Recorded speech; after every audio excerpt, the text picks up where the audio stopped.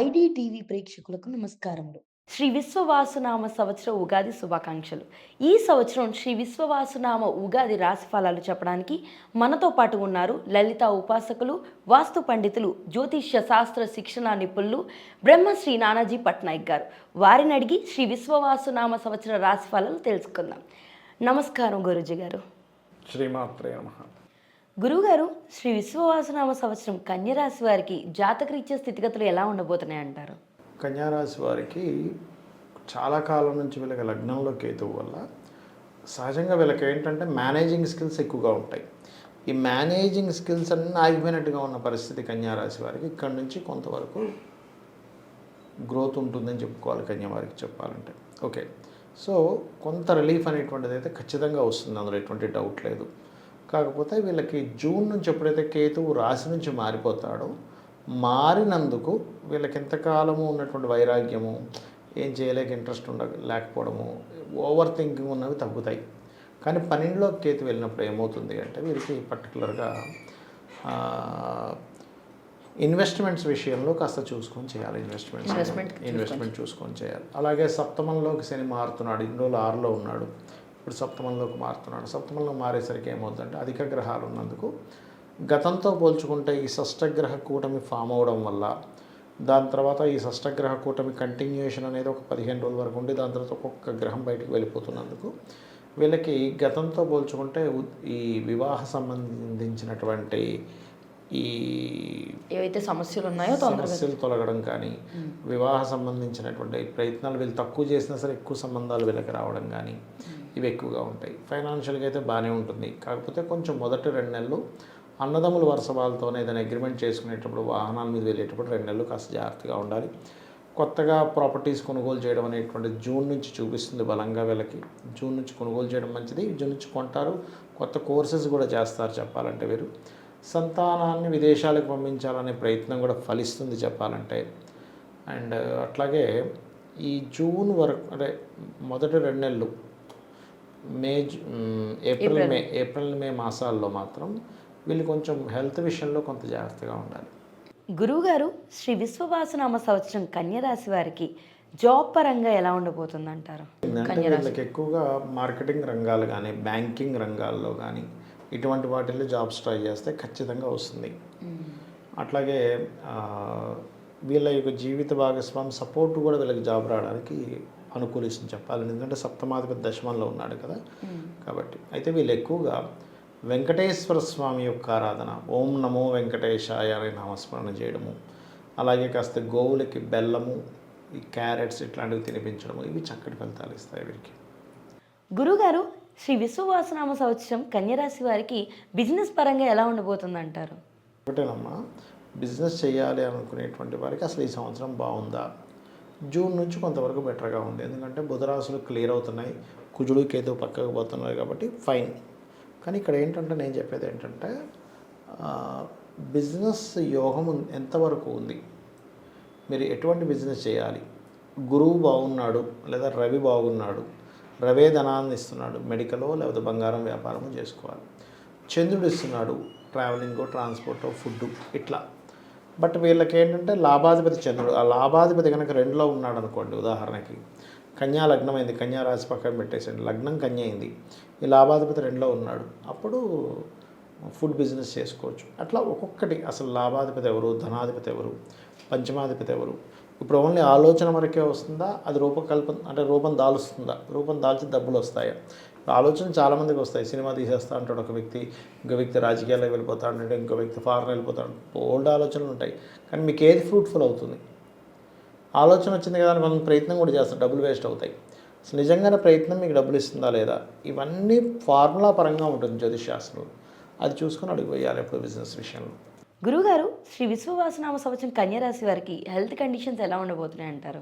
ఆరోగ్యపరమైనటువంటి సమస్యలు అంటేనమ్మా ఇక్కడ తగ్గుతాయి చెప్పాలంటే. గతంలో ఉన్నటువంటి అనారోగ్య సమస్యలు చాలా మటుకు తగ్గుతాయని చెప్పుకోవాలి. కాకపోతే వీళ్ళకి ఎలాంటివి వస్తాయంటే కొంచెం ఈ మధ్య ఒక 2 నెలలు మాత్రం బాడీలో ఏదో అవుతున్నట్టు అనిపిస్తుంది. స్కానింగ్ రిపోర్ట్ తీపిస్తే ఏం కనపడదు అక్కడ, అట్లా ఉంటుంది. ఎందుకంటే రాహు ప్రభావం ఉంటుంది అందుకని.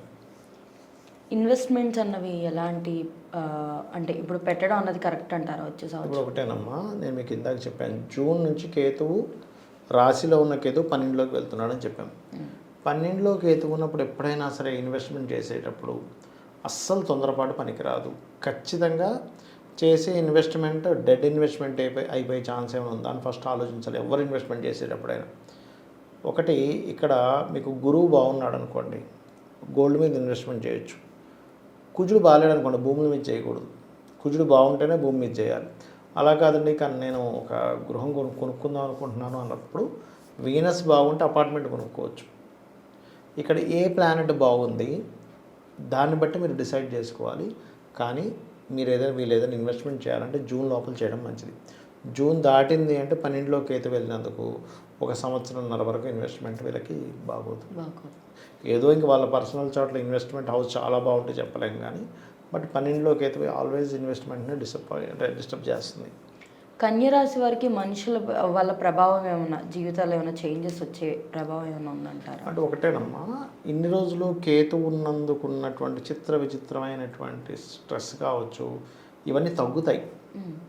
అంటే ఎంతో తెలివి. ఇప్పుడు బుధుడు అధిపతి మా కన్యారాశికి. బుధుడు అధిపతి అయినప్పుడు లగ్నాధిపతి దశమాధిపతి బుధుడు అయినప్పుడు మంచి మేనేజింగ్ స్కిల్స్ ఉంటాయి.